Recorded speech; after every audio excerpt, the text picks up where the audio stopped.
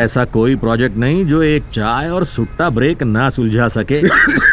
पिछले 20 सालों से यही तो हर मुश्किल प्रोजेक्ट को आसान बना रहे हैं। ये खांसी, अरे ये तो नॉर्मल है, ये तो स्मोकिंग से होता ही है ना।